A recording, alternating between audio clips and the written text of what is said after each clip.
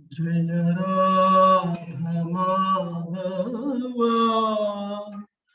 जय कुंज बिहारी जय राधा माधव जय कुंज बिहारी जय गोपी जनवल्लभ जय गिरिवरधारी जय गिरिवरधारी जय गोपी जनवल्लभ जय गिरिवरधारी जय Girivardhari यशोदनंदन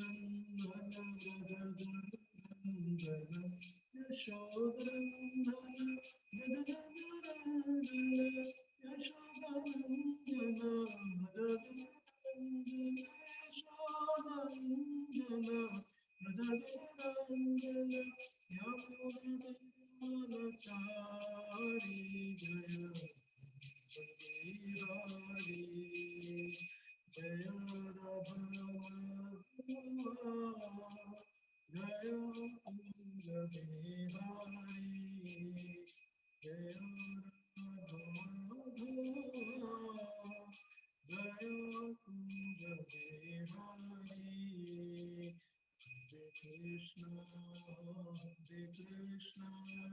Krishna Krishna Hare Hare Hare Rama Hare Rama Rama Rama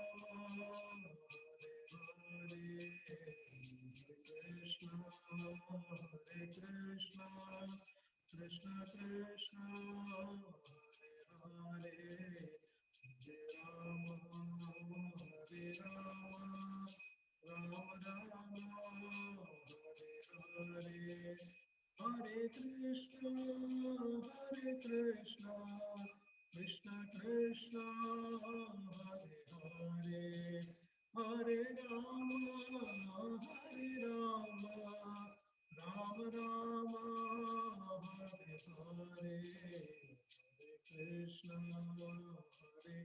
Krishna Krishna Krishna Hare Hare Hare Rama Rama Rama Hare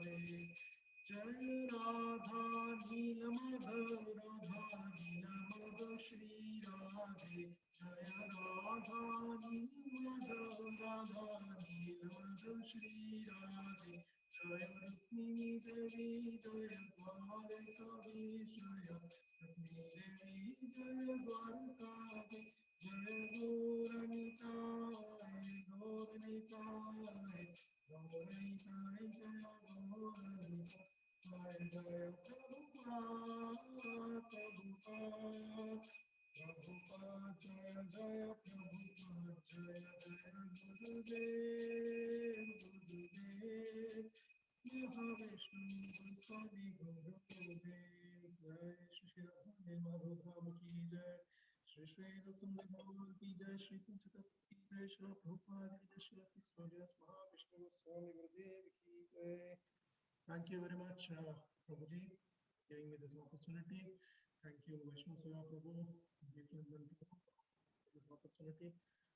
वैसे लाइटनिंग स्टार का बट अभी महाराज की जो कृपा है जो कुछ भी है आज का जो विषय जो है जिसका मुझे बताया है कि इंट्रोडक्शन क्या है उसकी व्याख्या हम बताएं इसमें एक्चुअली भक्ति रसामृत सिंधु में दिया गया है तो वो 6 लक्षणों का देखते हैं आज कितनी कोशिश कर सकते हैं से जो कुछ होता है से शुरुआत में पहले ध्यान श्लोका करेंगे। ओम ज्ञानतिमिरान्धस्य ज्ञानाञ्जनशलाकया चक्षुरुन्मिलितं येन तस्मै श्रीगुरवे नमः। श्री चैतन्य मनोभीष्टं स्थापितं येन भूतले स्वयं रूपकदा मह्यं ददाति स्वपदान्वितं वन्देऽहं श्रीगुरुं श्रीयुतपदकमलं श्रीगुरुं वैष्णवांश्च श्रीरूपं सागरजातं सहगुणात्मकं सजीवं साद्वैतं सावधूतं परिजनसहितं श्रीकृष्णचैतन्यदेवं श्रीराधाकृष्णपादान् श्रीविशाखाविधानम् हे कृष्णा करुणा सिंधु दीनबंधो जगतपते गोपेश गोपिका कांत राधा कांत नमोस्तुते तप्त कांचन गौरांगे राधे वृंदावनेश्वरी वृषभानुसुते देवी प्रणमामि हरिप्रिये वाञ्छाकल्पतरुभ्यश्च कृपा सिन्धुभ्यैव च पतितानां पावनेभ्यो वैष्णवेभ्यो नमो नमः। जय श्री कृष्ण चैतन्य प्रभु नित्यानंद श्री अद्वैत गदाधर श्रीवासादि गौर भक्तवृंद हरे कृष्णा कृष्ण कृष्ण हरे हरे हरे राम राम राम हरे हरे नारायणं नमस्कृत्य नरं चैव नरोत्तमं देवीं सरस्वतीं व्यासं ततो जयमुदीरयेत् नष्टप्रायेषु भद्रेषु नित्यं भागवत सेवया भगवती उत्तमश्लोके भक्तिदैस्तुति।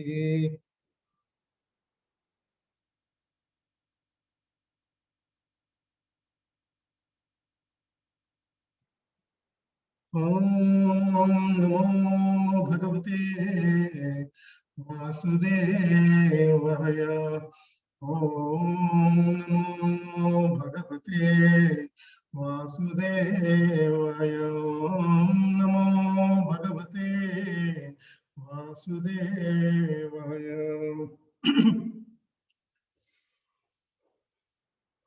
गीता के 8वें अध्याय का 15 जो श्लोक जो है मामुपेत्य पुनर्जन्म दुःखालयम् अशाश्वतम् नाप्नुवन्ति महात्मानः संसिद्धिं परमां गताः।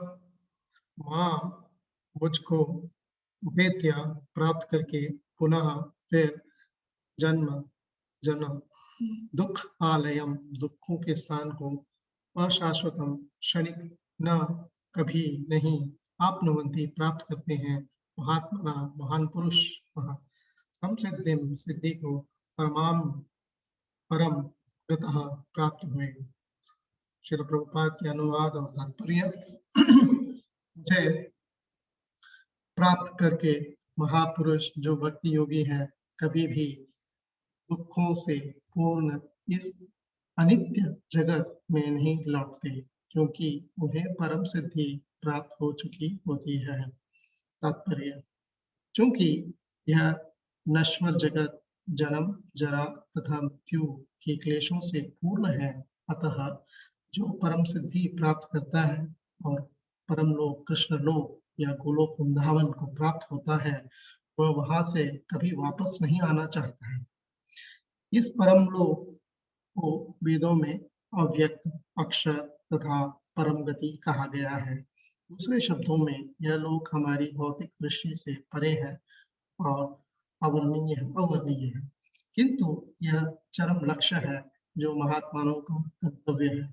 महात्मा अनुभव सिद्धि भक्तों से दिव्य संदेश प्राप्त करते हैं और इस प्रकार वे धीरे धीरे कृष्ण भावनामृत में भक्ति विकसित करते हैं और दिव्य सेवा में इतने लीन हो जाते हैं कि वे ना तो किसी भौतिक लोक में जाना चाहते हैं यहाँ तक कि वे न ही वे किसी आध्यात्मिक लोक में जाना चाहते हैं।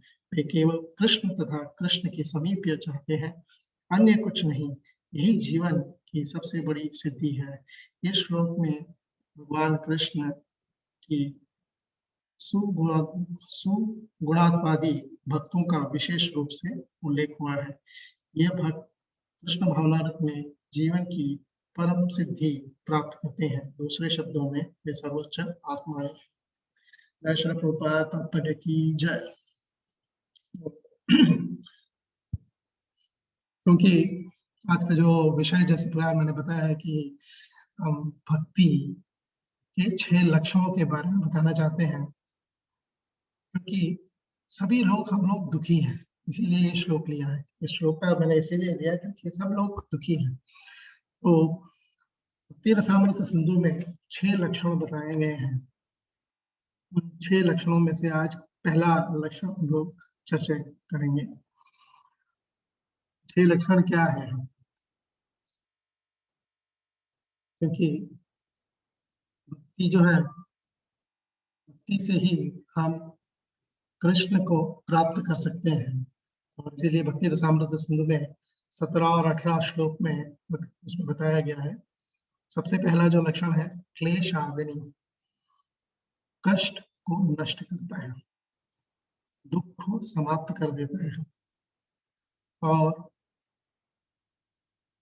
दूसरा जो है, शुभधा, मंगलमय है, बहुत ऑस्पिशियस है, शुभ है। भक्ति जो है बहुत शुभ है। फिर तीसरी जो लक्षण बताई गई है, मोक्ष लघुताकृत, जो मुक्ति जो है भक्ति के सामने बहुत छोटा है। जो भक्त है, जिस प्रकार यहाँ पर हमने देख रहे थे इस तात्पर्य में श्रील प्रभुपाद जी बताते हैं कि वो लोग भक्त जो होते हैं कि वो गोलोक धाम क्या नरक लोक में जाने के लिए भी तैयार हो जाते हैं, और वो चाहते हैं कि भक्ति से कृष्ण भगवान की सेवा करते रहे। वो मोक्ष की प्राप्ति के लिए उनके लिए बहुत छोटा है, मोक्ष जो है बहुत छोटा है, सुदुर्लभ है। ये जो भक्ति जो है बहुत सुदुर्लभ है। जिस प्रकार भगवद गीता के 7वें अध्याय के 3रे श्लोक में बताया, मनुष्याणाम सहस्रेषु कश्चित् यतति सिद्धि यततामपि सिद्धानाम कश्चिन् माम वेति तत्पतः। तो बहुत कम लोग ही भक्ति के मार्ग में आते हैं, और उस भक्ति मार्ग में आने के बाद भी बहुत ही कम लोग जो है कृष्ण को के बारे में पूरी तरह जान पाते हैं। चौथा जो लक्षण है, संदर्भ विशेष आत्मा, जो आत्मा जो होती है वो भक्ति से दिव्य आनंद की प्राप्त करती है, उसे दिव्य आनंद प्राप्त होती है। और जो छठा चीज जो है, श्री कृष्ण आकर्षण, भक्ति से ही हम कृष्ण को आकर्षित कर सकते हैं। हमारे धन, बल, सुंदरता या बहुत सारे श्लोकों का उच्चारण, उससे नहीं, भगवान चाहते हैं हमारी भक्ति, प्रेममयी भाव भक्ति से ही भगवान कृष्ण को हम आकर्षित कर सकते हैं। तो ये 6 चीजें बताए गए हैं, और आज हम पहला वाला देखेंगे, क्लेश आदिनी, जो दुख जो है, पाप जो है, उसको किस प्रकार हम छुटकारा सकते हैं। 18 श्लोक में बताया गया है कि क्लेशम तो पापम तद बीजम अविद्या इति त्रिविधा। सो इसमें बताया गया है कि ये जो 3 चीजों है वो है पापम, बीजम और अविद्या। इसी की ही चर्चा आज हम करेंगे। तो जिस प्रकार भगवद गीता के श्लोक में जो उच्चारण किया था, हमने बताया था कि ये जो जगत को बताया है, दुखालयम, दुखों का आलय है, दुखों का घर है। और क्यों हम लोग दुखी क्यों है? दुखी का कारण कुछ है ना, क्यों हम लोग दुख है? क्योंकि हम लोग पापम, हम लोग भी जो कर रहे हैं, हम जो भी अभी भुगत रहे हैं, वो हमारे पाप कर्मों का फल है, उसको हम अभी भुगत रहे हैं, इसीलिए पापम। जब हम चाहते हैं, बहुत खुशी चाहते हैं, हर समय हमारे को शाश्वत सुख की प्राप्ति करना चाहते हैं, बट इस जगत में प्राप्ति हो नहीं सकती, क्योंकि जगत बताया गया है दुखालयम अशाश्वत। तब भी हम चाहते हैं किसी न किसी प्रकार सुख की प्राप्ति के लिए, बट दुख क्यों होता है उसके बारे में हम समझना चाहिए, क्योंकि हमने पाप किया है, इसी कारण उसका दुख भोग रहे हैं। तो इस प्रकार धारण के लिए बताएंगे, तो अगर हम नीम के बीज को बोए और सोचे कि मीठे आम की प्राप्ति होगी, हो सकती है? नहीं हो सकती है, क्योंकि हमने नीम के बीज को बोया है, तो नीम तो कड़वा ही रहेगा, वो तो मीठा नहीं होने वाला है। इसी प्रकार जो पाप है, पाप करने के कारण हमें कष्ट भुगत रहे हैं। क्यों पाप कर रहे हैं हम लोग? क्योंकि पाप करने की इच्छा हमारे हृदय में है, इसे कहते हैं बीजम। क्योंकि जब तक हमारे अंदर इच्छा नहीं है, तो हम जिस प्रकार आज के कार्यक्रम में जुड़ नहीं सकते हैं, क्योंकि हमारे को इच्छा थी, इसी कारण हम लोग सब जुड़े हैं। इस प्रकार यहाँ पर सुनने के लिए, कथा, कृष्ण कथा को सुनने के लिए जुड़े हुए हैं। क्यों? क्योंकि हमारे मन में एक इच्छा थी कि आज ये कथा सुनने की, इसी कारण तीव्र इच्छा होने के कारण ही। उसी प्रकार पाप के लिए भी हमारे हृदय में इच्छा है, इसी कारण हम उसके लिए वो जो इच्छा जो होती है कभी कभी बहुत प्रबल होती है, तो वो हमें प्रेरित करती है पाप करने की। तो ये पाप करने की इच्छा को बीजम बोलते हैं। और क्योंकि ये इसका सबका मूल कारण क्या है, वो है अविद्या, अज्ञान। श्रील प्रभुपाद जी हर तात्पर्य में, हर लेक्चर में हमारे को समझाते हैं कि ये मैं एक शरीर नहीं हूँ, मैं एक आत्मा हूँ। तब भी ये बात हमारे मन के अंदर जाती नहीं है। हम हर समय सोचते हैं कि हम शरीर और इस शरीर से जुड़े हुए सभी चीजों पर ही हम आकर्षित रहते हैं, और उस आत्मा को हम कभी सुनते नहीं, उसकी बात सुनते। और ऐसा बताया जाता है कि भक्ति, कृष्ण भक्ति जो है, गोस्वामी बताते हैं कि तीनों चीजों का जो है, पापम, बीजम और अविद्या, ये तीनों का नष्ट कर सकती है भक्ति से, शुद्ध भक्ति से। तो पाप क्या होता है? कि हम भगवान के कानून को उल्लंघन किए हैं, इसी कारण हम पाप करते हैं। जिस प्रकार जेल में किसको डाला जाता है? जो किसी कानून का उल्लंघन किया है तो ही उसे जेल में डाला जाता है, नहीं तो बाकी लोग सब बाहर ही रहते हैं। इसीलिए इस भौतिक संसार को और कृष्ण के जगत में देखेंगे तो भौतिक संसार जो है खाली 1/4 ऑफ दी टोटल, बाकी जो 3/4 जो है वो स्पिरिचुअल वर्ल्ड बताया जाता है। तो इस मनुष्य योनि को प्राप्त करके भी हम लोग बहुत सारे पाप करते हैं। जिस प्रकार भगवान के नियमों का पालन नहीं करें तो वो भी पाप है, इसलिए हम उसीलिए उस पाप का फल हम लोग। तो उस पाप में भी दो चीजें हैं, एक है प्रारब्ध और अप्रारब्ध। प्रारब्ध दुख जो होता है वो जो है अभी हम लोग भुगत रहे हैं। वो फल, हमने जो बीज बोया था उसका फल अभी हम लोग भुगत रहे हैं। इसका कोई दूसरा कोई कारण नहीं है, कोई दूसरे के कारण हम लोग भुगत रहे हैं ऐसे कभी समझना नहीं चाहिए। हम हमारे पापों को, जो किए हुए पापों का ही फल अभी हम भुगत रहे हैं। जिस प्रकार अगर अपने जिह्वा को अपने दांतों से काटने के बाद आप किसी को दोष नहीं दे सकते हैं, है कि नहीं? हमें अपने जिह्वा को आपने ही हमने ही काटा, तो हम दूसरों को दोष नहीं दे सकते। बहुत सारे पापों को हम लोग उदाहरण लिस्ट तो बहुत सारे बता सकते हैं, बट एग्जाम्पल के लिए बता सकते हैं। कई कई बीमारियां रहती हैं और उस बीमारी के लिए बहुत सारे हम लोग दवाई भी लेते हैं, और उस दवाई से भी वो ठीक नहीं होती, बीमारी ठीक नहीं होती है। उसे बताया जाता है कि क्योंकि जब तक वो पाप के फल छीन नहीं होते तब तक वो दवाई जो है, इवन दवाई के बिना ही बीमारी ठीक हो सकती है, बट कभी कभी वो दवाई, जितने भी दवाई ले तब भी ठीक नहीं होता। दूसरे उदाहरण के लिए जो है, बहुत सारे लोग हम देखते हैं गरीब परिवार में जन्म लेते हैं, वो भी अपनी उनकी पूर्व कर्म का फल है, इसीलिए वो प्रारब्ध कर्म है, इसीलिए उन्होंने। तीसरा जो उदाहरण दे सकते हैं, कई लोग जो कोर्ट कचहरियों में भागते रहते हैं, एक कोर्ट केस दिया, दूसरा कोर्ट केस, तीसरा, चौथा, पांचवा, इस प्रकार चलते रहता है और वो कोर्ट केस में ही पड़े रहते हैं। और ऐसा बताया जाता है कि इस कलयुग में दूसरा कोई शाप की जरूरत नहीं, खाली अदालत का एक इसमें न्यायाधीश में पहुंचा दे, वही सबसे बड़ा नरक है यहाँ पे इस कलयुग में। इसीलिए ऐसा नहीं है। तो इस प्रकार बहुत सारे अनगिनत लिस्ट है, हर एक को देखेंगे तो हम लोग। तो फिर अप्रारब्ध पाप क्या होता है? इसका फल हम लोग प्राप्त नहीं हुआ है।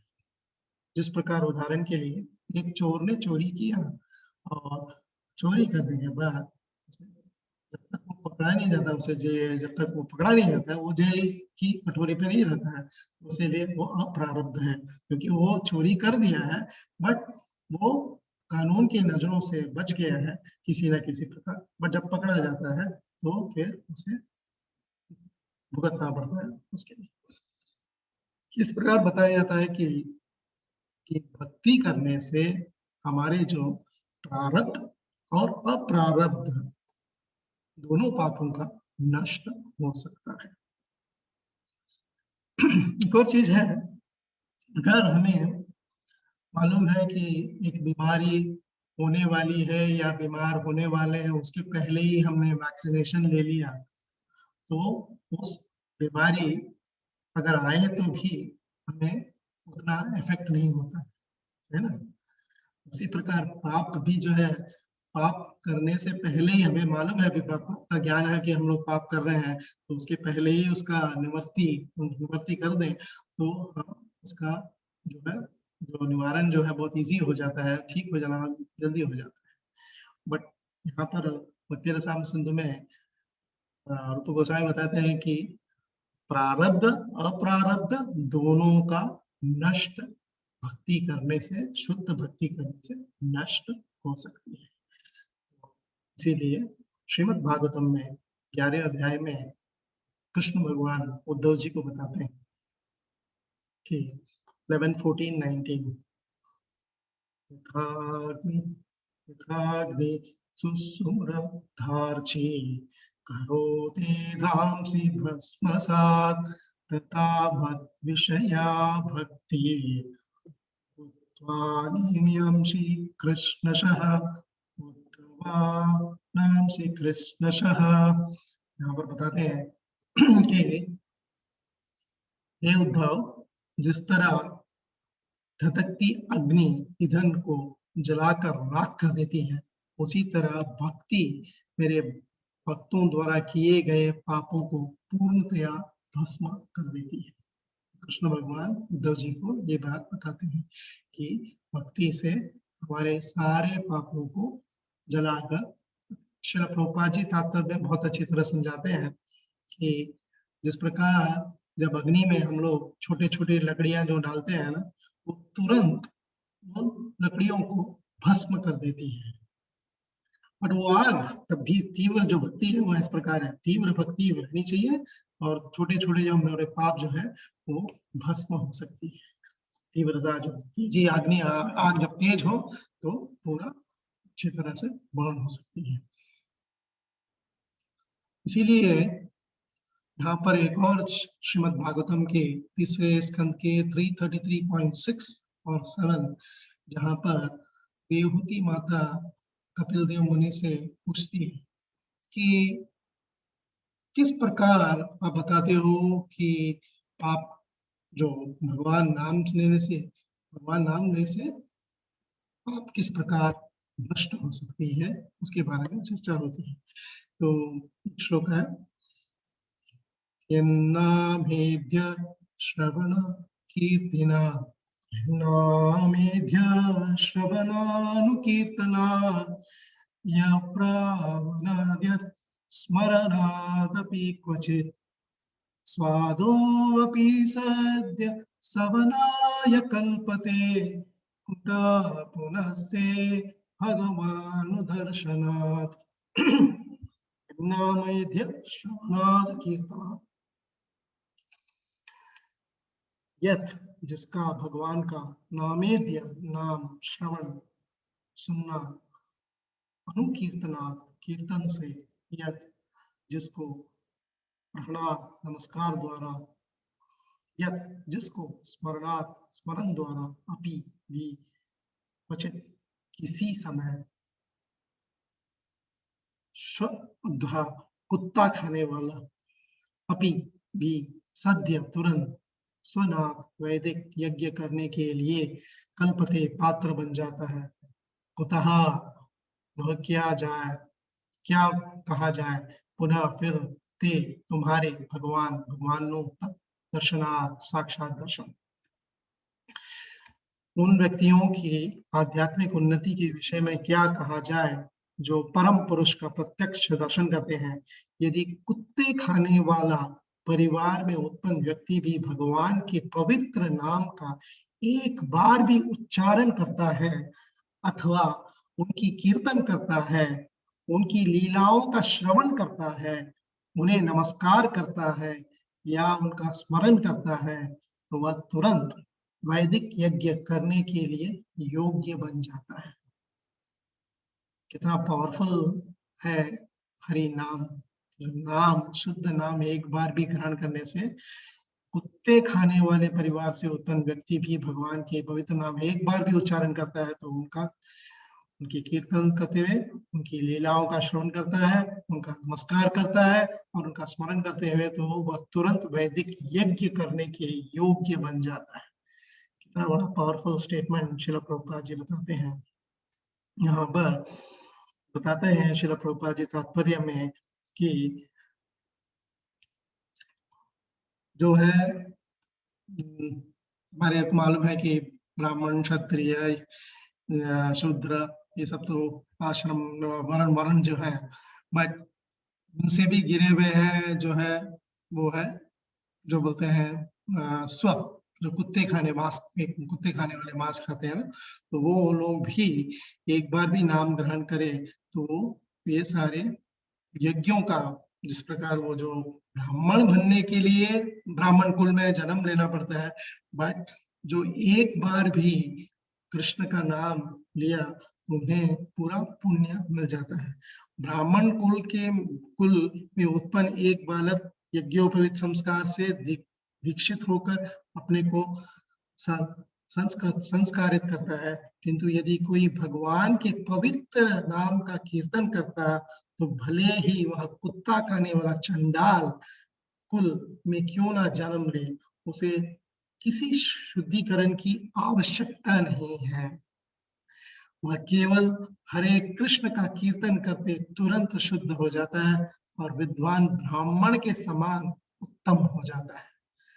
ये बात श्रील प्रभुपाद जी बताते हैं कि जो है स्वपाक, उन्हें जो कुत्ते खाने वाले, मांस खाने वाले वो जो है उन लोगों को भी एक बार हरि नाम, शुद्ध नाम लेने पर उन्हें तुरंत, ये नहीं है कि अगला जन्म लेने की जरूरत नहीं है, तुरंत उन्हें पता है। वहां के श्रील प्रभुपाद जी तात्पर्य में एक और बात बताते हैं कि सनातन गोस्वामी ने बताया कि जिस प्रकार एक तांबे के घंटी को आप रसायन से सोना बना सकते हो, उसी प्रकार जो जो भक्त है उसकी एक बार दीक्षा के द्वारा वो ब्राह्मण में बदल सकता है। श्रील प्रभुपाद जी तात्पर्य में ये भी बताते हैं। इसीलिए उसका अगला श्लोक भी बहुत ही अच्छा है, 333:7। हो बत स्व पचतो गरीयन् यज्ञे अग्रे वर्तते नाम तुभ्यं ते पुस्तपस्ते जुहुषश्नुरार्या ब्रह्मान् चुर्नाम गृह्णन्ति ये ते। अहो बत स्व पचो, अहो बत, वो धन्य है, स्वपच कुत्ता खाने वाला, अतः अतएव गरियन पूज्य, यत जिसकी जिह्वा अग्रे जीव के अगले भाग पर वर्तत है नाम, पवित्र नाम, तुभ्यम तुमको, देपुहु तपः अभ्यासकृत तपस्या, जुहु अग्नि यज्ञ हवन संपन्न किए, शुष्म पवित्र नदियों में स्नान किया, आर्यजन ब्रह्मनुच वेदों का अध्ययन किया, नाम पवित्र नाम, गृह्णन्ति स्वीकार करते हैं, ते तुम्हारी। श्रील प्रभुपाद जी अनुवाद बताते हैं, वे कितने धन्य हैं जिनकी जिह्वाओं आपके पवित्र नाम का जप करती है। कुत्ता खाने वाले वंशों में उत्पन्न होते हुए भी ऐसे पुरुष पूजनीय हैं जो पुरुष आपके पवित्र नाम का जप करते हैं। उन्होंने सभी प्रकार की तपस्याएं तथा हवन किए होंगे, आर्यों के सदाचार प्राप्त किए होंगे, आपके पवित्र नाम का जप करते रहने के लिए उन्होंने तीर्थ स्थानों में स्नान किया होगा, वेदों का अध्ययन किया होगा और अपेक्षित हर वस्तु की पूर्ति की। तो नाम लेने, भगवान के नाम जो लेते हैं उनका कितना ये बताया है कि जो उन्होंने जो है पवित्र नाम कब कब ले पाते हैं, क्योंकि अभी सारे तपस्याओं, हवन, आर्य सत्सार सब कुछ किए हैं। इसी कारण जो करने वाले हैं उन्होंने तीर्थ स्थानों में, सबसे पहले उन्होंने तीर्थ स्थानों में स्नान कर लिया होगा, वेदों का अध्ययन किया है और अपेक्षित हर वस्तु की पूर्ति हुई है। तो जो है शुद्ध नाम जो लेने वाले भक्त जो होते हैं किस प्रकार होते हैं।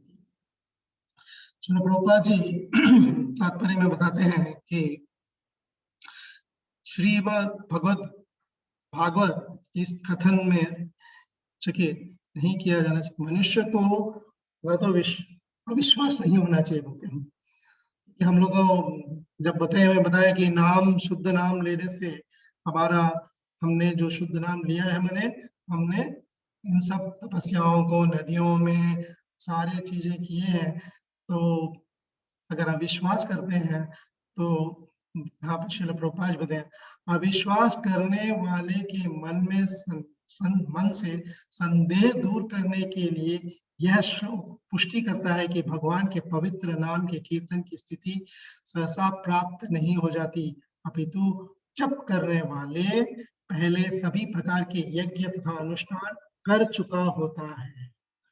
तो यही श्रील प्रभुपाद जी हमें बताते हैं कि उन्होंने पहले से ही ये अनुष्ठान सब कुछ कर चुके हैं। इसीलिए श्रील प्रभुपाद जी तात्पर्य में एक अच्छा उदाहरण भी देते हैं, जिस प्रकार कि जो न्यायाधीश बनता है, हाई कोर्ट का जज बन जाता है, उसने पहले उसकी पूरी शिक्षा हो चुकी है, इसी कारण वो न्यायाधीश बन चुका है, हाई कोर्ट का जज बन पाया, क्योंकि उसने क्वालिफिकेशन है। इसी प्रकार नाम जो ले रहे हैं उन्होंने क्वालिफिकेशन पहले से है, इसी कारण वो ये नाम ले पा रहे हैं। दूसरा उदाहरण श्रील प्रभुपाद जी ने हरिदास ठाकुर जी का दिया है। उसमें हरिदास ठाकुर जी, हम लोग को सबको मालूम है कि वो मुसलमान परिवार में पैदा हुए, बट उन्हें चैतन्य महाप्रभु और अद्वैताचार्य ने उन्हें नामाचार्य का पदवी प्राप्त दिया है। क्यों? क्योंकि चैतन्य महाप्रभु और श्री अद्वैताचार्य ने बताया कि ये नामाचार्य बनने के अधीश है, क्योंकि इन्होंने पहले से ही, जिस प्रकार श्री प्रभु यहाँ पे दिया है कि उन्होंने सारे वेदों का पठन किया है, इसी कारण वो नाम कितना 6 लाख नाम लेना कोई आसान बात नहीं है, इसीलिए उन्हें नामाचार्य का ये दिया है। तो हरिदास ठाकुर जी भी कोई, उन्होंने पूर्व जन्म में ही उन्होंने ये सब, ये नहीं कि नाम ग्रहण करते बराबर वो तुरंत हमें हमारे अंदर शुद्धिकरण आ सकती है। तो इसीलिए यहाँ पर श्रील प्रभुपाद जी बताते हैं कि नाम इतना पावरफुल है। और श्रील प्रभुपाद जी बताते हैं कि बहुत सारे वैदिक कथन में भी हमें पता चल सकता है कि भगवत नाम का जप करने से हमारे बद्ध जीवन से हम मुक्ति प्राप्त कर सकते हैं, और भगवत नाम श्रवण करते ही, भले ही चंडाल घर से क्यों ना उत्पन्न हो, भव पाश से छूट पा सकते हैं। और क्या चाहिए? श्रील प्रभुपाद जी इसके तात्पर्य में ये भी पंचिंग पॉइंट जो है कि हमें भव पाश से छूट पाना है तो हरि नाम अच्छी तरह करना चाहिए। तो भक्ति करने का ये सब कितनी शक्तिशाली है, कितनी शक्ति, इस प्रकार अग्नि की तरह पूरा नष्ट हो सकता है और हमारे सारे पापों। तो अभी हम देखते हैं पाप करने की प्रवृत्ति क्यों है, हमारे अंदर पाप करने की प्रवृत्ति कहाँ से आती क्यों है। इसके लिए एक अच्छा उदाहरण श्रील प्रभुपाद जी बताते हैं कि एक बार एक चोर, वो बहुत चोरी करता था, बट किसी न किसी तरह भक्तों के संगठन में आ गया और वो लोग एक बार तीर्थ यात्रा के लिए निकल पड़े और ये चोर भी उनके साथ निकल पड़ा। और बताया जाता है कि चोर जो है उसको तो चोरी करने का आदत है, और भक्तों के साथ तीर्थ यात्रा के लिए भी निकल गए, और वहां पे आश्रम में लोगों ने कमरा लिया और वहां पर सब लोग अपने अपने सामान अपने अपने सर के नीचे या वहां पे रख के और सोने लगे। बट चोर जो था उसकी प्रवृत्ति जो थी कि चोरी करने की, और वो ढूंढ रहा था भी मैं चोरी करूं ना करूं, चोरी करूं ना करूं। तो उसको तो चोरी कर, मैं चोरी करूंगा तो कैसा भक्त लोग मुझे गलत समझेंगे। तब भी वो नहीं नहीं ठीक भाई, तो मुझे चोरी तो मुझे करना ही है किसी ना। ठीक है, फिर बोले नहीं नहीं मैं तीर्थ स्थान में हूँ, चोरी करूंगा तो उसका पाप होएगा, तो मैं क्या करूं। तो क्या किया उसने, एक का सामान दूसरे का, दूसरे का सामान दूसरे, इस प्रकार सबके सामान को इधर उधर करके रख दिया। और देखिए कि दूसरे दिन सवेरे सब लोग उठकर अपना अपना चलो तीर्थ स्थल पे आए, नहा धोकर चलेंगे हम लोग तीर्थ का यात्रा करने चलेंगे। देखिए तो अपना सामान दिख नहीं रहा, अरे इसका सामान उधर है, उसका हम सब एक बीच में सब लोग झगड़ा करने लगे। और फिर ये चोर आके बोला कि अरे अरे अरे संभालो संभालो संभालो, मैं एक चोर हूँ, मेरी प्रवृत्ति है, मैं चोरी नहीं किया, मैं खाली आप लोगों का सामान इधर से, यह है चोरी की प्रवृत्ति है। चोर करने की हमारी जो प्रवृत्ति जो होती है, वही पाप करने की प्रवृत्ति भी ऐसी प्रकार है। दूसरा उदाहरण के लिए, जिस प्रकार जो शराबी होता है या स्मोकर्स होते हैं, सिगरेट जो पीते हैं ना, तो उनको कभी कभी रिफॉर्मेटरी इसमें भेजते हैं, तो उसको दवाई ववाई दे के थोड़े दिन के लिए उसको बहुत अच्छा लगता है कि हाँ बहुत बिल्कुल ठीक हो गया हूँ। बट जब थोड़ा सा कहीं भी हल्का सा कहीं उसको कहीं दुख होती है, या वो तुरंत वो आदत पे वापस गिर जाता है, आदत शराब पीने लग जाता है या स्मोक करने लग जाता है। वो जितने सारे दवाई सब वो सब व्यर्थ चली जाए, क्योंकि उसकी इच्छा जो है वो बीज रूप में उसके अंदर है, उसको अभी तक खत्म नहीं हुई है। तो इसीलिए भक्ति में भी हमें बहुत सावधान रहना चाहिए। भक्ति लता भी जिस प्रकार बताते हैं ना, भक्ति लता भी जो है बहुत ही कोमल रहती है, और उस बीज को हमें हर रोज जप करके कृष्ण कथा सुनकर उसे रोज इसको, उस प्लांट को जो है ना उसको अच्छी तरह बढ़ाना चाहिए, नहीं तो उसका पतन होना बहुत आसानी से हो सकता है।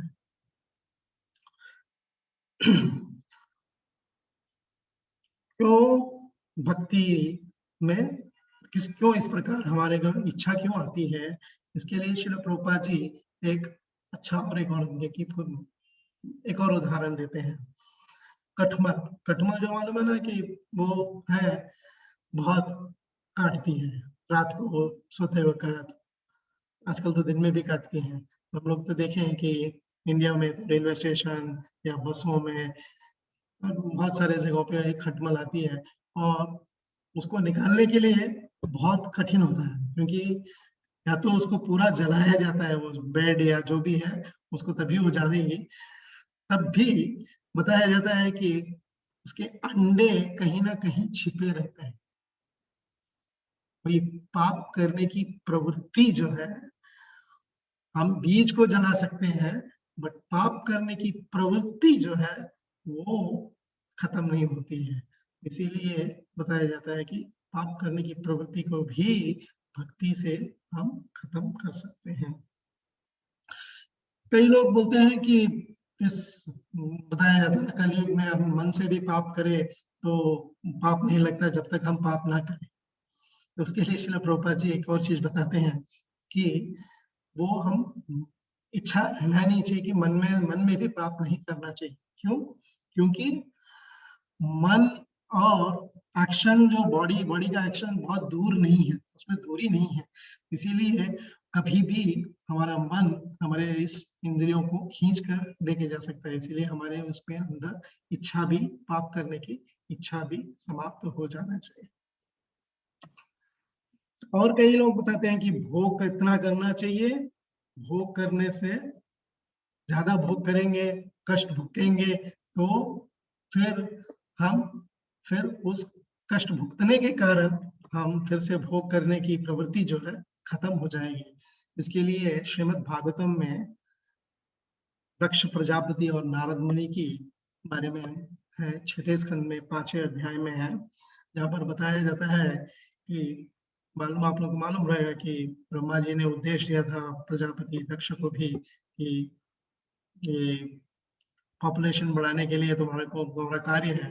तो उन्हें 10,000 पुत्र उन्हें जन्म हुए हैं, 10,000 बहुत ही सुशील पुत्र बताया जाता है श्रीमद् भागवतम में, और एकमात्र और उन्हें उनका नाम जो था हर्यवश, हर्यशवस, तो हर्यशवस थे उनके नाम।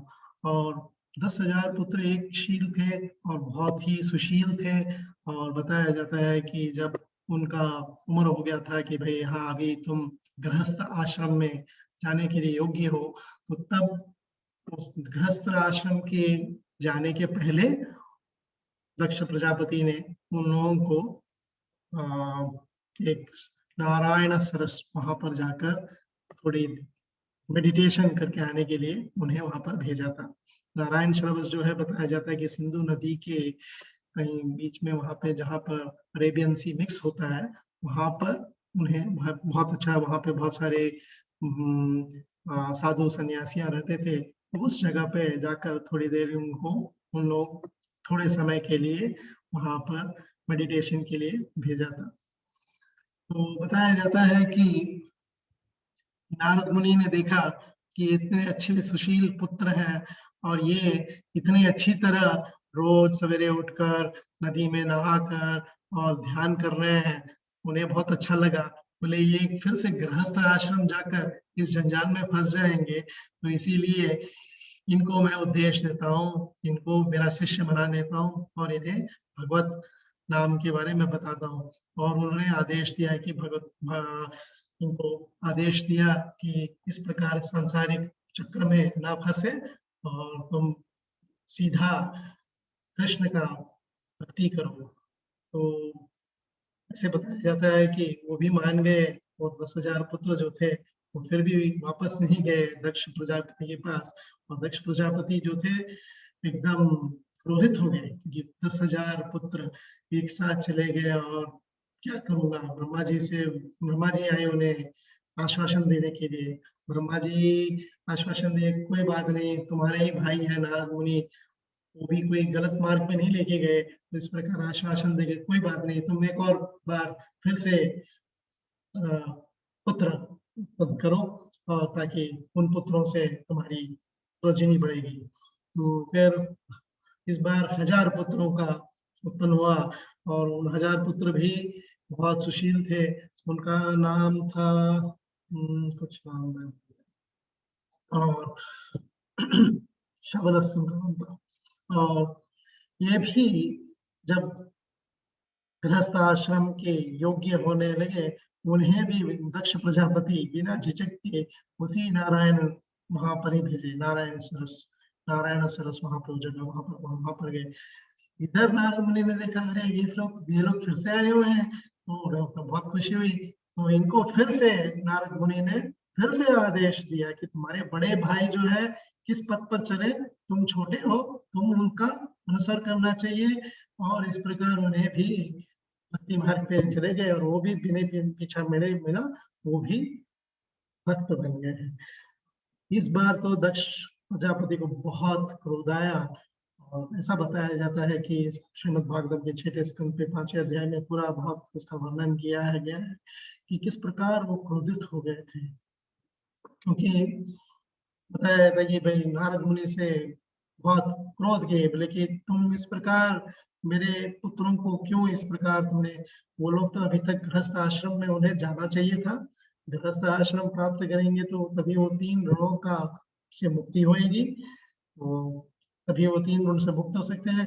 उन्हें अभी संन्यास के बारे में कुछ भी जब तक एक्सपीरियंस नहीं है तो तुम संन्यास क्यों दिला रहे हो, इस प्रकार गलत कार्य कर रहे हो, तुम विष्णु के भक्त नहीं हो, अभक्त हो, इस प्रकार बहुत सारे चीजें बताते हैं। तो फिर उन्हें एक शाप भी दे देते हैं कि बोले कि तुम एक जगह पे टिक नहीं पाओगे। नारद मुनि बोले तथास्तु, कोई बात नहीं, ये भी बहुत अच्छी बात है, मुझे एक जगह टिकने का नहीं है, मुझे नारायण नारायण करते करते जाते रहने का है। तुमने जो ये शाप दिया वो भी अच्छा ही है। तो इस प्रकार संसारिक भोग से एक चीज, जो चीज इसमें है उसमें बताई गई है कि सांसारिक भोग से किस प्रकार की अग्नि है। जिस प्रकार अग्नि में हम घी डालते हैं ना तो आग जो है वह प्रज्वलित होती है। वही बता रहे थे इसमें नारद मुनि बताना चाहते हैं कि इसीलिए उन्होंने उन 10,000 पुत्रों को, हजारों पुत्रों को, सबको वही बात बता के कि इस अग्नि में मत गिरो और तुम जाकर भगवान की भक्ति करो। तो ये बात है। तो तीसरी बात जो आती है कि पाप से हम मुक्त कैसे हो सकते हैं, पाप से कैसे मुक्त हो सकते हैं। इसके लिए श्रीमद् भागवतम के 6 स्कंद में पहले अध्याय में 9वां 10वां अध्याय में परीक्षित महाराज और सुखदेव गोस्वामी बहुत अच्छा चर्चा बताते हैं कि परीक्षित सुखदेव गोस्वामी ने जब 5वें स्कंद के 29वां श्लोक में 29वां अध्याय में बताया है कि हर पाप के जो है ना हमारे को हम कौन सा नरक प्राप्त होगी, बहुत सारे पाप हैं जिसके कौन सी नरक प्राप्त होगी। तो परीक्षित महाराज बहुत विचलित हो गए थे, बोले इतने सारे तुमने पापों के बारे में बताया, इनकी किस प्रकार हम इसे मुक्त हो सकते हैं, इन पापों से विरक्त कैसे हो सकते हैं। तो बताया कि जो है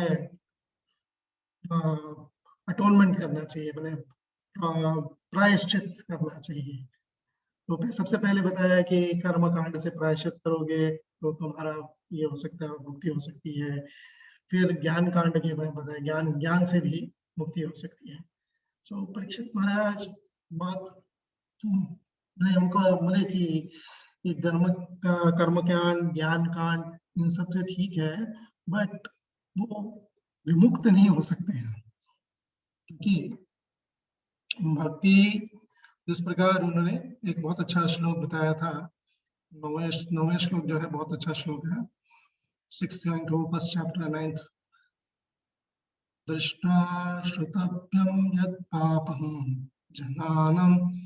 जननन्नपि आत्मनो हितं करोति भूयो विवशः प्रायश्चित्तं मतो कथम्। वहां पे बताते हैं कि महाराज परीक्षित बताते हैं कि सबको मालूम है कि पाप करने से इतने सारे पनिशमेंट मिलेंगे, गवर्नमेंट जैसे हम लोग गवर्नमेंट पनिशमेंट मिलता है, सबको चोर को ही मालूम होता है कि पनिशमेंट मिलता है ना, सजा मिलेगी करके, तब भी वो क्यों फिर से जाकर वो चोरी करता है या पाप करता है। तो ये प्रायश्चित जो है ये इसका कोई मतलब नहीं है। तो उसका अगला श्लोक में बताते हैं परीक्षित महाराज, ये जो प्रायश्चित जो है ये किस प्रकार है, ये हाथी जो स्नान लेता है ना, हाथी स्नान करके फिर से अपने सर में सूंड से फिर से मिट्टी डाल देता है, उस प्रकार तुम बता रहे हो कि ये प्रायश्चित जो है इस प्रकार है। तो ये प्रायश्चित करके कोई फायदा नहीं है। आप मुझे ऐसा कुछ चीज बताइए कि जिससे पाप पूरी तरह नष्ट हो सकती है, पूरी तरह हम लोग पाप से विमुक्त हो सकते हैं।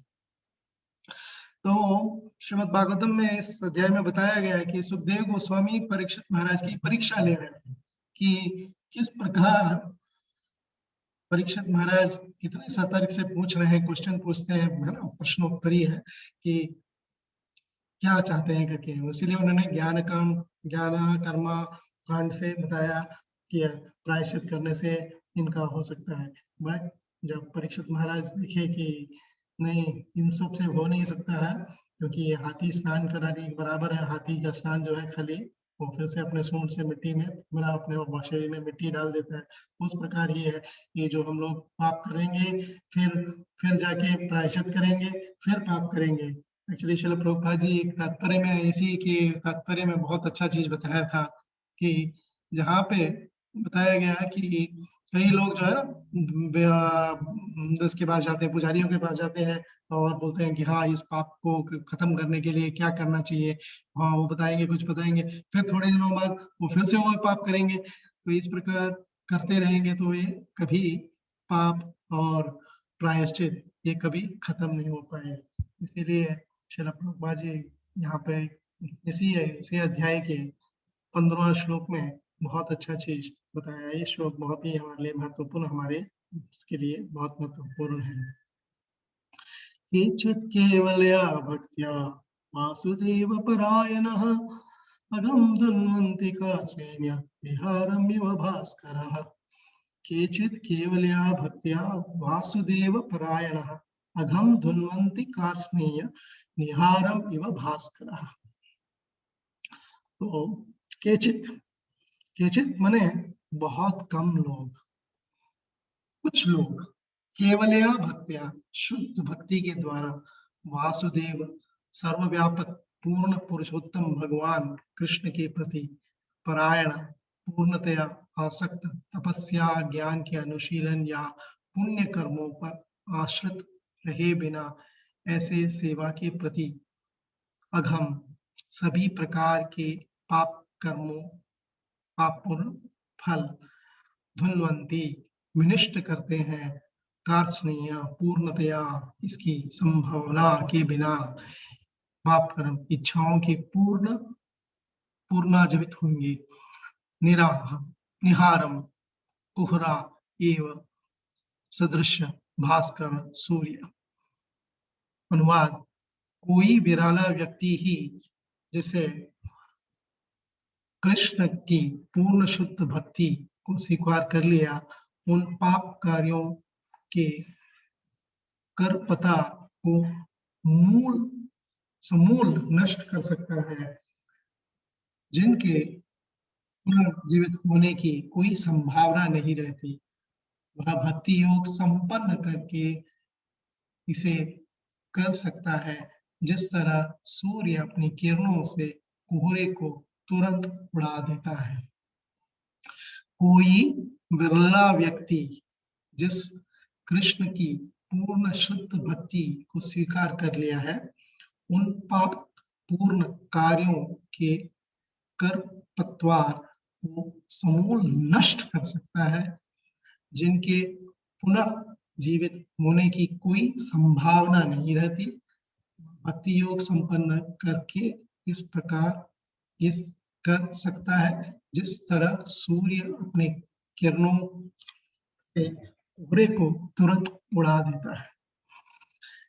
तो इस प्रकार हमने पहले भी देखा था कि अग्नि से छोटे छोटे जो पाप जो होते हैं वो भस्म हो सकती है। 11वें स्कंद के अध्याय में देखा था, परीक्षित महाराज कृष्ण भगवान ने उद्धव जी को बताया। उसी प्रकार यहाँ पर भी बता रहे हैं कि जो है हमारे जो पाप जो है पूर्ण तरह भस्म कर सकते हैं जब हम शुद्धता से नाम लेते हैं। तो इसमें श्रील प्रभुपाद जी तात्पर्य में एक बहुत अच्छी चीज बताई है, क्योंकि पाप पूर्ण इच्छा रूपी जड़ उस मनुष्य के हृदय से विनष्ट नहीं हुआ, तो ज्ञान तो अनुशीलन कर रहा है, किंतु जिसमें भक्ति के प्रति रुचि नहीं है, अतः उसे पाप पूर्ण इच्छाएं पुनः प्रकट होने की संभावना रहती है। इस प्रकार हमने भी उदाहरण दिया था कटमल का। कटमल जो है भले ही उसको हमने विनष्ट किया हुआ, बट उसके अंडों को हमने विनष्ट नहीं किया तो फिर से उत्पत्ति हो सकती है। इसलिए श्रील प्रभुपाद जी 10वें स्कंद का 14 अध्याय का 4वां श्लोक इसी तात्पर्य में दिया है। श्रेयसति भक्ति मुद्यं ते विभो क्लिशन्ति ये केवल तभ्योध्य। जो चिंतक पाप तथा पुण्य कर्मों के अंतर में करते हुए भौतिक जगत को ठोस ज्ञान प्राप्त करने के लिए अत्यधिक श्रम करते हैं, किंतु भक्ति को प्राप्त नहीं है, वे भौतिक कार्यों के प्रति उन्मुख रहते हैं, वे नीचे गिर कर सकाम कर्मों में लिप्त हो सकते हैं।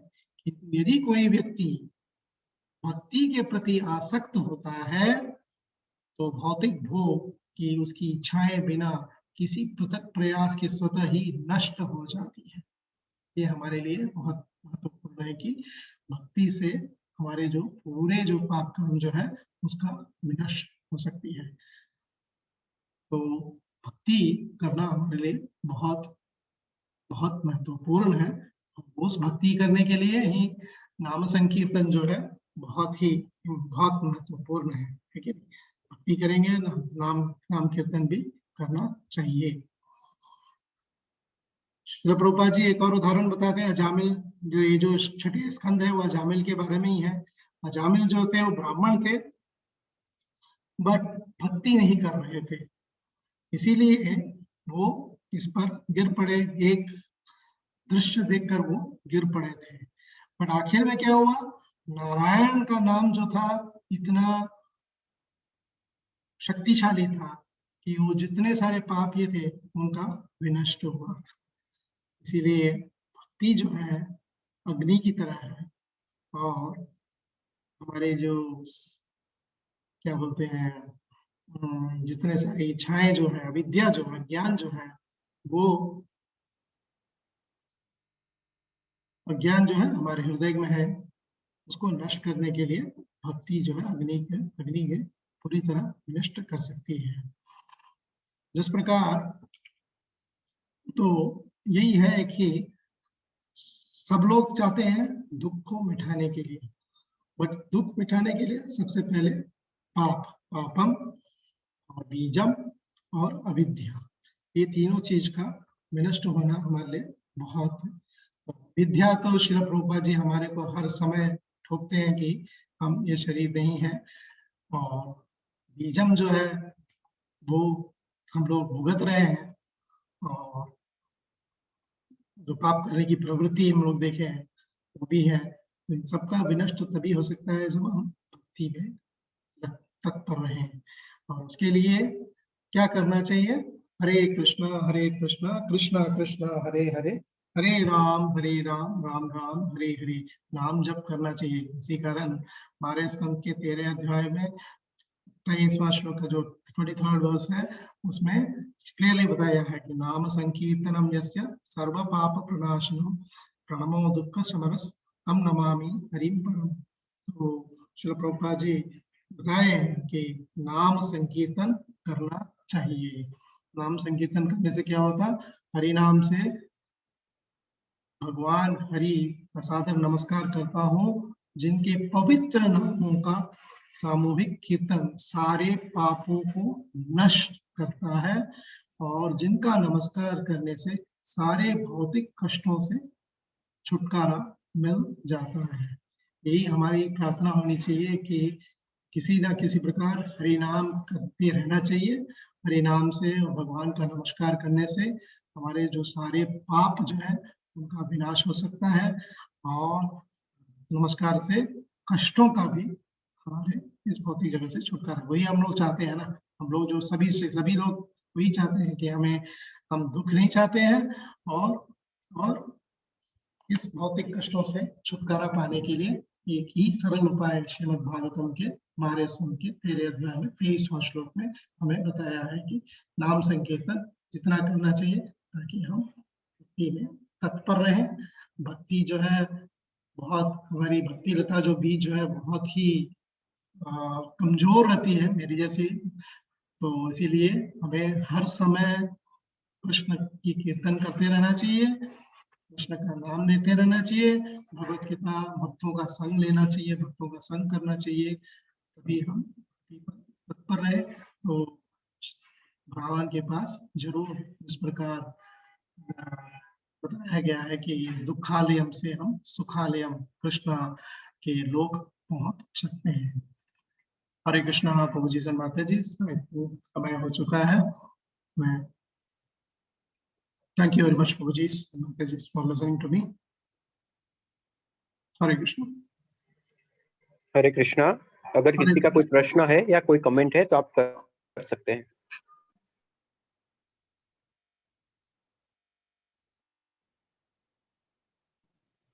हरे कृष्णा प्रभु। हरे कृष्णा। यस प्रभु, मेरा आपसे एक सवाल है कि हम भक्ति में कॉन्स्टेंटली एंगेज कैसे रह सकते हैं?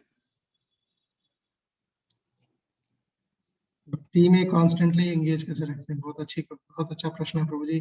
क्योंकि जिस प्रकार अभी आप हमारे साथ जुड़े हैं संग, ये भी भक्ति है, क्योंकि आप कृष्ण कथा सुनना चाहते हैं, है ना। कृष्ण कथा करने की इच्छा ही ये भी भक्ति है। भगवान का नाम लेना भी भक्ति है। तो वही है कि ये जो अगर हम हर रोज, जिस प्रकार अभी वैष्णव सेवा प्रभु जी और भक्त लोगों ने ये ऑर्गेनाइज किया है ना, कि हर रोज आपको डिफरेंट प्लेसेस से आपको भक्ति के बारे में बता रहे हैं, डिफरेंट वैरायटीज ऑफ, है ना, आपको कथा सुनने को मिल रहा है। तो ये एसोसिएशन जो है हमें छोड़ना नहीं चाहिए, सदा एसोसिएशन भगवान के भक्त भी हम वही है, यही है एसोसिएशन जो है मेन इम्पोर्टेंट है। Yes yes.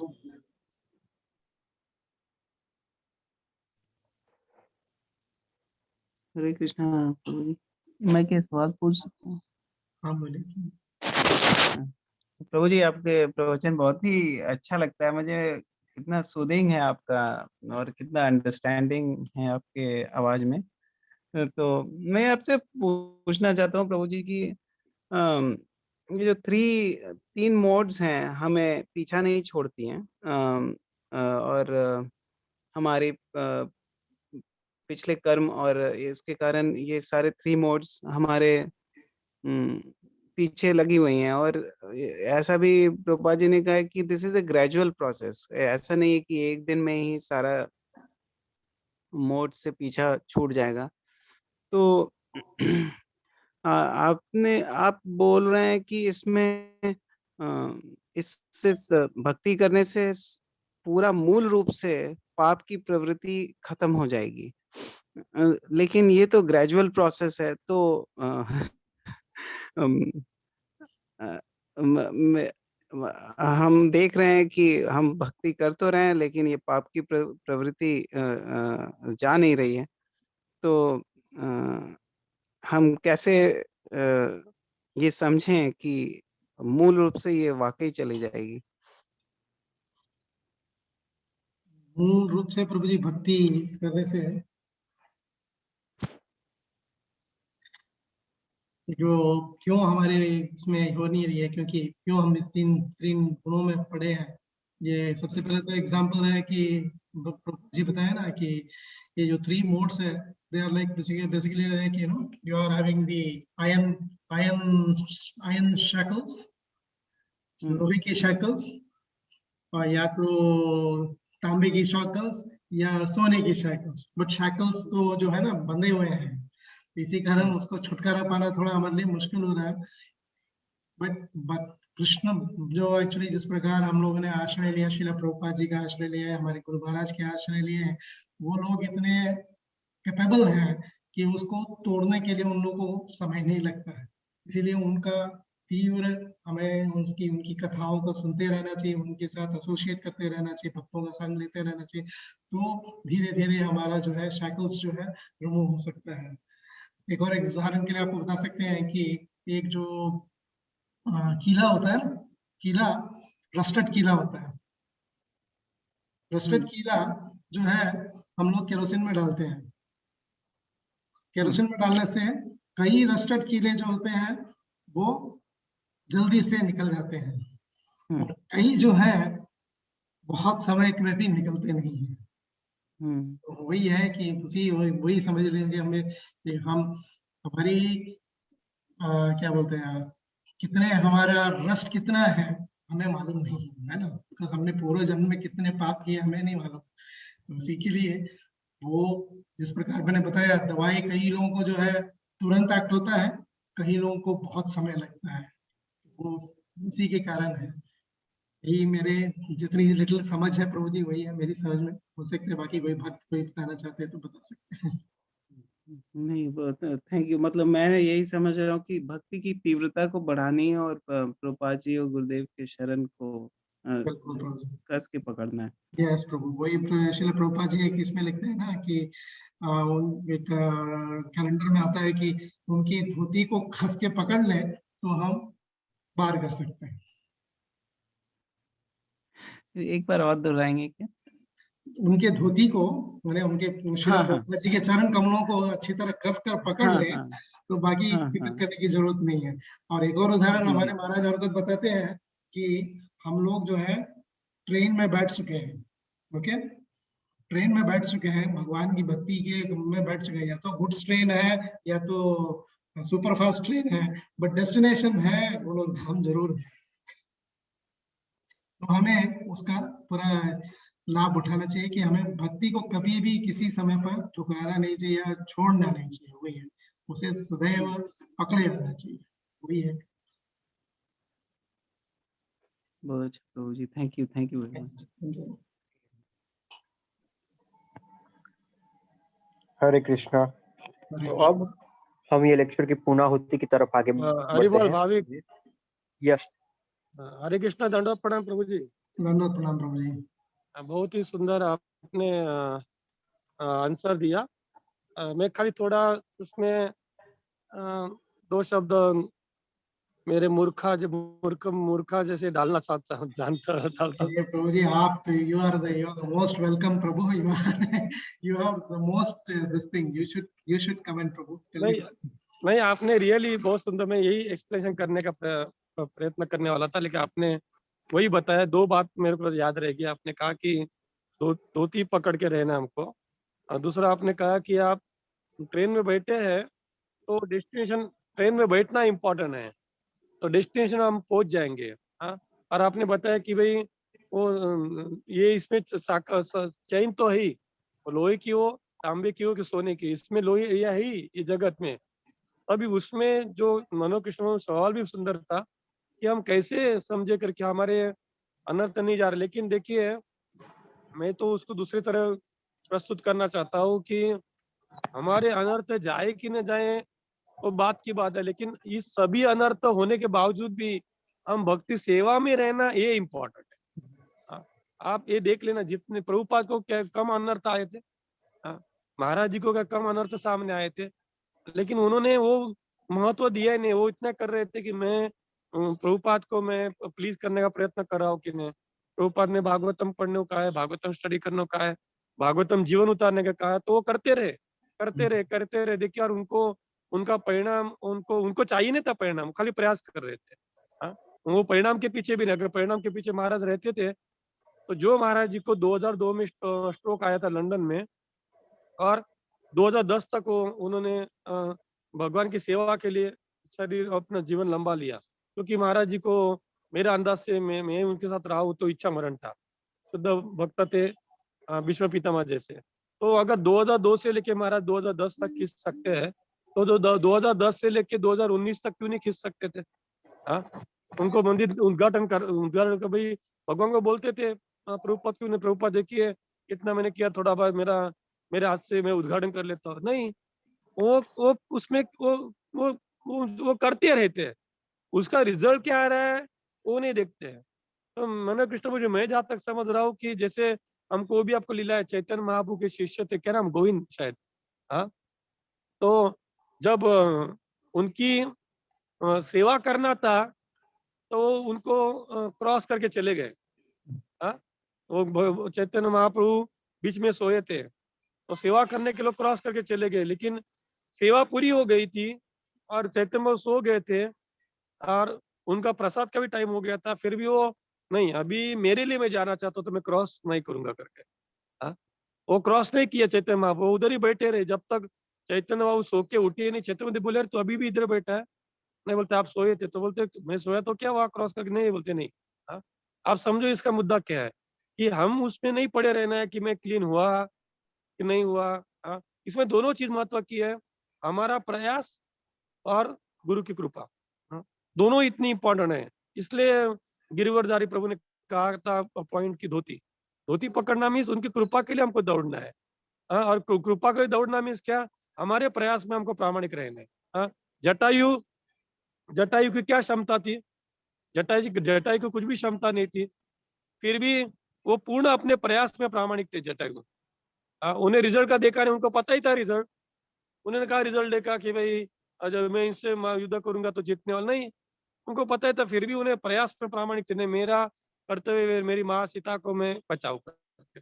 हाँ, कर्तव्य में उन्हें विचार रिजल्ट का कैलकुलेशन किया नहीं। इससे हम भी भक्ति में वो कैलकुलेशन नहीं करना है कि मैं शुद्ध हो रहा हूँ कि नहीं हो रहा है, क्योंकि अरे भाई हम काश हम कहाँ शुद्ध होने का चांसेस है। ये तो गुरु महाराज की कृपा है कि हमारे जैसे क्या बोल सकते, गंदी नाले के कीड़े को उन्होंने तालाब में रखा है। हाँ, हमको तालाब में डाल दिया, हमको खाली इतना देखना है कि अभी तालाब में से हम वापिस गंदी नाले में नहीं जाए। इतना देखना है, अभी वो तालाब में हम कितने स्वच्छ हो रहे, क्या हो रहे हैं, उसके वो इतना ही है कि जो गुरु साधु शास्त्र ने हमको जो नियम दिए है, मंगलाती है, सोलमा जाप है, भागवतम स्टडी है, भागवतम का जीवन में उतारने का प्रयास है, गुरु महाराज का आज्ञा और हमारा इच्छा एक है क्या देखने का है। तो ये सभी चीजों का, भक्तों के संग में रहना, ये सभी चीजों का बैलेंस करने का हमको निरंतर प्रयास करना चाहिए, निरंतर। ये कोई 100 मीटर दौड़ने की स्पर्धा नहीं है, ये मैराथन है। मैराथन 42 किलो, मैराथन 42 किलोमीटर की रहती है अथवा 41 किलोमीटर। तो उसमें वो कंटिन्यू दौड़ने का रहता है, इसमें भी कंटिन्यू दौड़ना है आखिर तक। और वो दौड़ कभी कंप्लीट होगी हमारी, जब यम यम वापी स्मरण भावम तजिद अंते कलेवरम, जब मृत्यु के समय कभी मृत्यु आए, 1 सेकंड के बाद आए कि और 50 साल के बाद आए, कैसा भी मृत्यु आए, कोई परिस्थिति में आए, वो परिस्थिति कौन सी भी हो सकती है। नहीं तो क्यों, इस्कॉन के बहुत सारे सन्यासी, टॉप मोस्ट सन्यासी का भी हम देखते हैं कि एक्सीडेंट से मृत्यु भी होता है। तो हम उनको कैसे कैलकुलेशन डाल सकते नहीं, लेकिन मृत्यु के समय डेफिनेट प्रभुपाद ने उनके लिए व्यवस्था की होगा कि उन्होंने कृष्ण का स्मरण किया होगा, प्रभुपाद के दर्शन हुए होंगे। हमारी श्रद्धा पाकी होनी चाहिए। तो इसको कैलकुलेशन में नहीं रह सकते, ऐसा मैं समझ रहा हूँ। मनो कृष्ण प्रभु क्षमा करना अगर मेरे बातों में क्या गलती होगी, लेकिन मैं ऐसा समझ, इसको हम कोई कैलकुलेशन में, इसलिए देखिए महाराज ने, मैं हमको 1000 बोला, महाराज ने कभी भी ज्यादा रूल्स रेगुलेशन महत्व दिया नहीं। उन्होंने आपकी सचोट प्रामाणिकता कितनी है, आप कितने प्रयास में लगे हैं, उसको ही महत्व दिया। उनको इतना ही पता था कि तेषाम सतत युक्ता नाम, एक ऐसे करके जीव किसी न किसी बहाने इसमें लगे रहना चाहिए।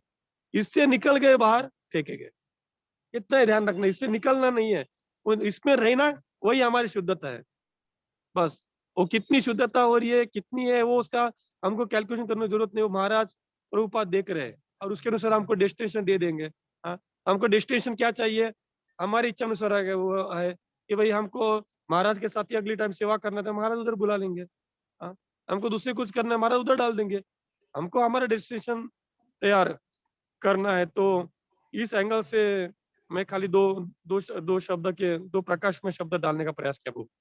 थैंक यू प्रभु जी, thank you. Hare Krishna, Prabhu. Thank you very much, Prabhu. Very nice explanation, Prabhu. Thank you very much. Yes, हरे कृष्णा प्रभु जी, दंडवत प्रणाम। yes, yes Prabhu ji, yes, we are missing you, yes प्रभु जी। आपने बहुत ही सुंदर इसकी summary कर दिया। वास्तव में बिल्कुल आपने सार जो है इसका बता दिया कि हमको जो है सतत प्रयास करते रहना है, बस और कुछ नहीं करना है। और आपने जो बता दिया कि फल की इच्छा तो करना ही नहीं है, हमारा क्या होगा क्या नहीं होगा, कहाँ जाएंगे कहाँ नहीं जाएंगे, पर हमारा बस केवल यही उद्देश्य होना चाहिए कि हम कर क्या रहे हैं और कितना कर रहे हैं। वही जो आपने बता दिया, वही गुरु महाराज बता रहे हैं, वही सारे शास्त्र बता रहे हैं, वही हमारे प्रभु जी अभी गिरवरधारी प्रभु बताए और मनोहर प्रभु भी वही बता रहे हैं। जितने भक्त रोज कथा कह रहे हैं सब वही बता रहे हैं। तो हम लोगों को केवल इतना सीख लेना है इन चीजों से कि हम कर क्या रहे हैं और हमारी लगन कितनी है, हमारी मेहनत कितनी है। और जो प्रभु ने पूछा था कि भाई हम 24 घंटे किस तरह से भक्ति में जुटे रहें, तो प्रभुपाद जी ने तो इसकी पूरी व्यवस्था की हुई है हम लोगों के लिए, किस तरह से हम 24 घंटे भक्ति में रहें। तो प्रभुपाद के बताए हुए जो प्रोसीजर हैं, जो पाथवे बताया उन्होंने, उसको हम मंगल आरती से लेकर के शयन आरती तक उसको फॉलो करते रहें, तो हमको कभी फुर्सत ही नहीं मिलेगी, समय ही नहीं मिलेगा कि हम कुछ अन्य सोच सकें और कर सकें। आपने बहुत ही अच्छा समराइज किया इसको। और गुरु महाराज तो जनरली सबसे, मेरे ख्याल से हर अपने एक शिष्य से अपने जीवन के उद्देश्य के बारे में बताते ही रहते रहे हैं। मुझे भी उन्होंने कई बार पर्सनली कहा है कि बेटा तुम 2 चीजों को अपने जीवन में पकड़ के रखना। 2-3 बार इस चीज को उन्होंने कहा था मुझे। एक शिला प्रभुपाद जी को पकड़ के रखना और दूसरा श्रीमद् भागवत को। Very good. उन्होंने कहा था कि इन दोनों चीजों को अगर पकड़ के रखोगे तो तुम्हारा कल्याण हो जाएगा। ये उनके शब्द हैं, मैं गुरु महाराज के शब्द को दोहरा रहा हूँ कि शिला प्रभुपाद जी को कभी नहीं छोड़ना और भागवत को कभी नहीं छोड़ना। इसके अतिरिक्त चाहे जीवन में कुछ करो चाहे ना करो, इन दोनों से ही तुम्हारा कल्याण हो जाएगा।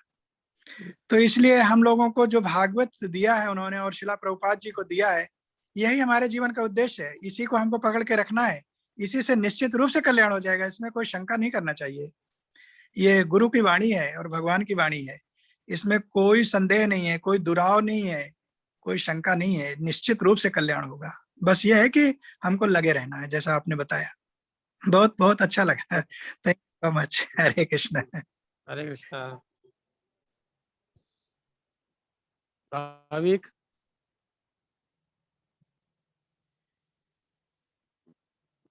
भाविक आई थिंक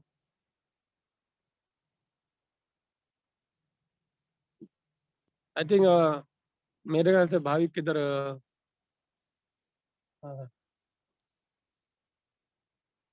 ओके ठीक है, will close now, may be somewhere, may be okay. हम लोग अभी यहाँ पे बंद करेंगे, तो वापिस कल कल के श्रृंखला में वापिस ज्वाइंट हो जाएंगे। गिरवरधारी प्रभु, सर्वेश्वर प्रभु और मनोकृष्ण प्रभु, आप सभी का धन्यवाद जो सुन रहे, आप लोग का भी धन्यवाद।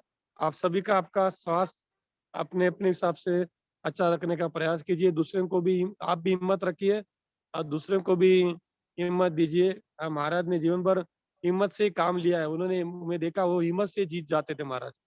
तो आपको भी हिम्मत रखना है, दूसरों को भी इस कोरोना जैसे महामारी में सब बहुत भयजनक परिस्थिति है। जैसे सर्वश्री ने कहा कि हम भागवतम से जुड़े रहेंगे तो उतना मन हमारा निश्चित शांत रहेगा और धीरज से भरा रहेगा। तो जो फिजिकल सेवा में नहीं है तो प्लीज सब लोग भागवतम गीता का अध्ययन करते रहिए। महाराज ने बहुत सारे इंपॉर्टेंट श्लोक दिए, इंपॉर्टेंट अध्याय बताए, बहुत सारे प्रार्थना है, वो करते रहिए और अपने मन को भी इस प्रार्थना द्वारा मजबूत कीजिए और दूसरों को भी ऐसे पवित्र कार्य जिससे हमारी शुद्धता भी बढ़े और हमारी हिम्मत भी बढ़े, इसके लिए सबको प्रवृत्ति कीजिए। बहुत बहुत धन्यवाद। और हम यहाँ पे अभी हमारा ये सत्र हम लोग कंप्लीट करते हैं, पुनः वापिस कल मिलेंगे। बहुत बहुत धन्यवाद। हरे कृष्णा। हरे कृष्ण। हरे कृष्णा।